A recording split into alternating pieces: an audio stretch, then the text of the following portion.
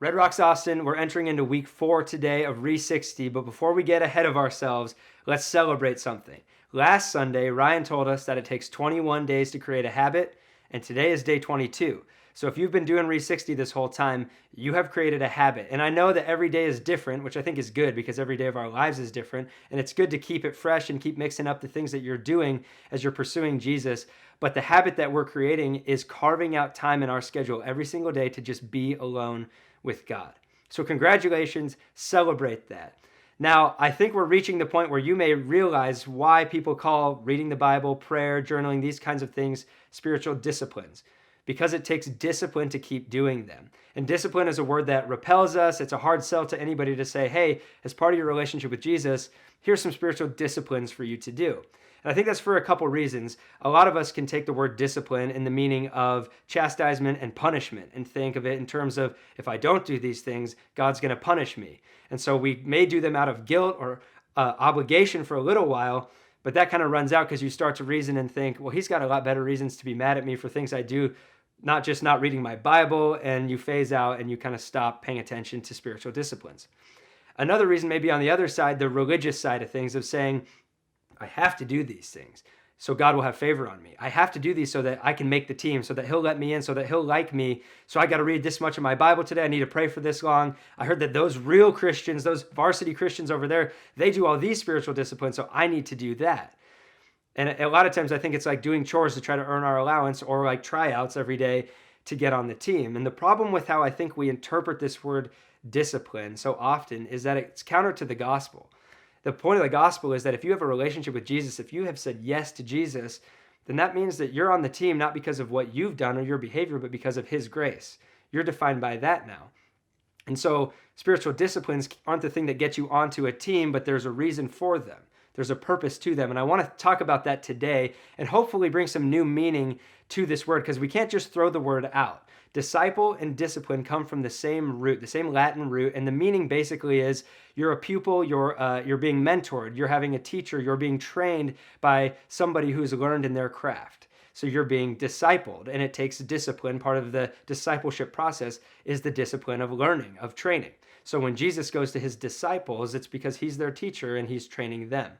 And I think if we think of it in terms of our relationship with God and what Jesus actually intends for it, these disciplines become something that are foundational that we look forward to in our lives. And I was talking to my wife about trying to reframe how we think of disciplines, because I love getting up in my morning and reading the Bible now, and I used to not. And we were talking about it, and she said, well, Mark 3, which we read this week, has a great moment that I think speaks to this. So Jesus, when he's appointing his apostles at the beginning of his ministry, he's saying, hey, you guys are going to be the leaders here. It says in Mark 3:13, he went up on the mountain and called to him those he desired, and they came to him.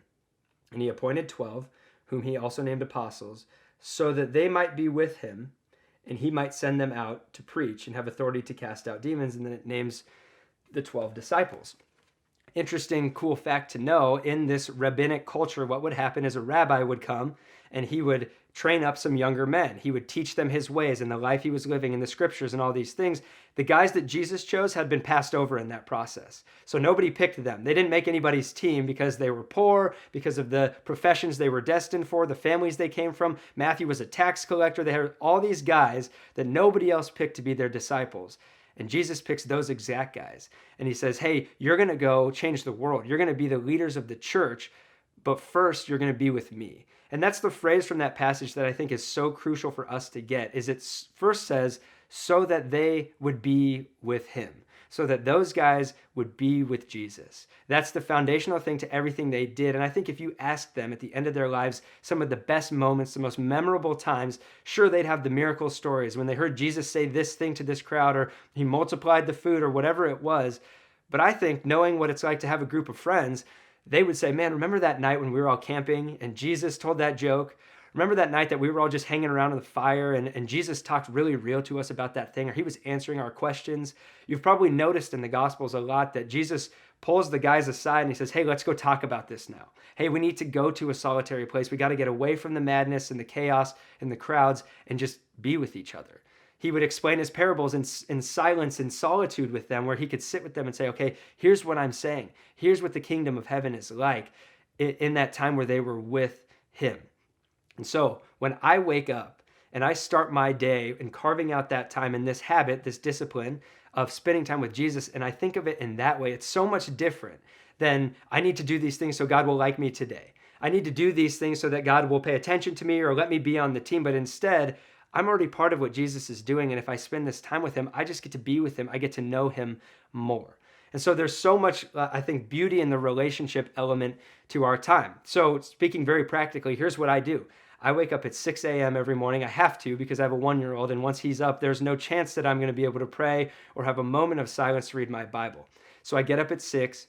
I have some cereal. I have some black tea with some milk and some sugar because I like to feel British or European or something while I'm doing this. I have my Bible. And so right now I'll be reading the chapter from RE60 and processing that, maybe reading it again, thinking through it, writing down some things I'm learning. Maybe it's watching a Bible Project video. Maybe it's spending some time to just sit and think and pray, or to journal, send some text messages to friends to encourage them. And as I start my day with this, I start to feel this life welling up in me. And I think it's because I'm with Jesus. I'm spending time with him. Now, what will happen, and why I bring this up, because I think it will start happening to you if it hasn't, is you get into this routine and you start to catch yourself like, I kind of feel like I'm just doing this to do this. Like, what's the real purpose of me doing this? I'm doing these things every morning. I'm waking up extra early and I'm exhausted.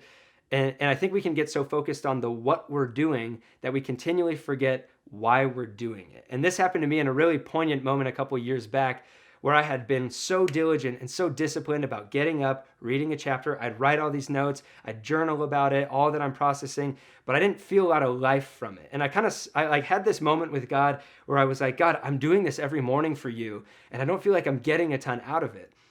And I felt this check where God was kind of like, well, let me turn this back on you. Like, why are you doing this? What are you trying to get out of this time? Are you trying to make a team that you're already on? Are you trying to check some boxes or compare yourself to somebody else? Or are you trying to be with me right now? And I felt him also say, hey, I love this time together, but it's for you. This is a gift for you. I don't need you to go read a certain amount of chapters in the Bible so that I can then go be God that day. I can take care of business. I'm God. This time is a gift for you, and I cherish it. And I love it. And so I think it's so important for us to always come back to the realization of it's just spending time together, and that Jesus doesn't need us to do that. We need it to look like him. Jesus doesn't need us to do our quiet time so that he can be Jesus. We need to spend time with Jesus so that we can look more and more like him and live the life that he has for us. So I get into my routine. I've been doing this all through quarantine time since March, and loving my 6 a.m. wake-ups, even though that might sound crazy to you, spending my time doing a workout, and it's this amazing way to start my day. But some of the realest moments where I get back to why I'm doing it have been in the interruptions and the distractions during this discipline that I'm so proud that I've made myself do every single morning.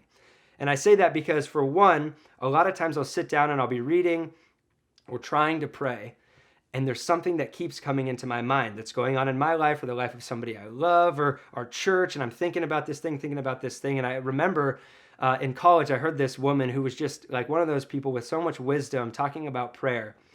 And she said something that's changed my prayer life. She said, when you're trying to pray and you can't really pray the things you feel like you're supposed to pray or the things you're supposed to say to God because something's distracting you, that thing is the thing you're supposed to be talking to him about.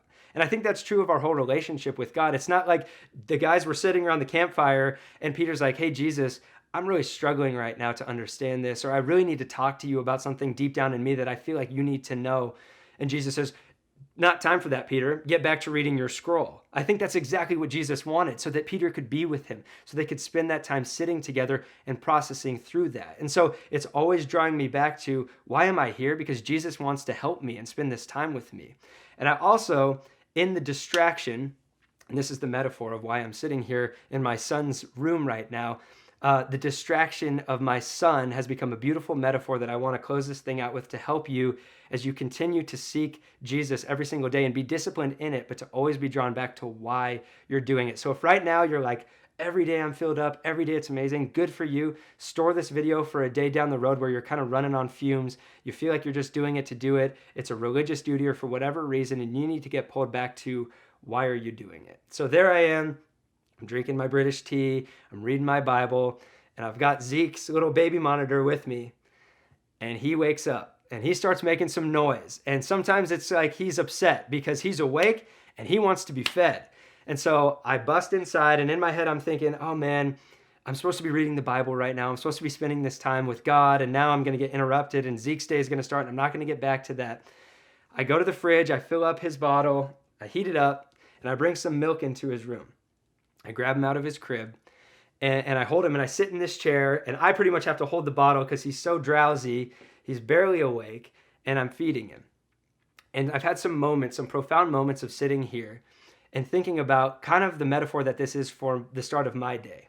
That I wake up, and by walking out to my back porch and opening my Bible or saying a prayer, I'm saying to my Father, hey, I need to be fed. I need to be fed so that I can go live my day. And now Zeke doesn't really do anything, right? Like, he can't go get his bottle. He doesn't fill it up. He doesn't heat it up. He doesn't feed himself. I do that whole thing. I give him what he needs. But he calls out to me to give it to him. Just in the same way that I feel like sitting down on my back porch and saying, God, this time is with you and you alone, and I need you to feed me right now. And God's the one who gives me all of the amazing stories and helps me understand them better and answers prayers or challenges me in things and has these conversations. He's feeding me. And as I sit here with Zeke, feeding him, I'm not thinking, he better eat a certain amount so that I can go be his dad today. He better do a certain amount this morning and show me that he's starting with the right regimen so that I can go do what I'm supposed to do in his life, or so that I'll still love him or have favor on him. No, I'm just sitting there loving the fact that I get to hold my son, because it's like the one time of the whole day, because he's so busy and he likes to destroy our house all day. It's the one time of the day where I just get to have him close and he's not moving and trying to go grab something or punch my dog. I love that time because I just get to be with him. And I think that's how God feels about this time. I don't need that time from Zeke. I don't need it to go be his dad or go be a pastor or go be a husband. I love it. But he needs that time. He needs to be fed so he can get up and go. And some days I put him back in his crib because he's still tired and he goes back to sleep. And I don't think, really, you need more rest? Really, I fed you and you need to rest? Or some days he jumps down and he's ready to go and play and he's not paying any attention to me anymore because his day has started. I'm not thinking, oh, really? I just fed you and you're not even going to give me credit for that? I'm just happy to be with him. I'm thankful for the time that we spent together and that it's propelling him into his day. And so I feel like that's what God wants us to be getting out of this time, is not just creating a discipline to do it, but understanding that first comes being with him. And then the second part of what Jesus said when he took his disciples up on the mountain, it says that so that he would be with them, that they would be with him, and then he would send them out to preach. And we, I think, a lot of times run on fumes because we don't first spend that time with him to then go out and preach. And Jesus is saying, you will be effective, you will change lives, you will change this world, but first, you just have to be with me. And just in the same way that I love being in this rocking chair with my son, he loves spending that time with you without an agenda, without you having to meet a certain expectation so that he'll go be your father that day. He just loves that time with you, but you need it. It propels you to go love people. And my prayer is that it becomes more and more a joy, that these disciplines are things that you look forward to and that you love every single morning or every single night whenever you do them, and that we have this beautiful picture of a father who just wants to be with us as our foundation.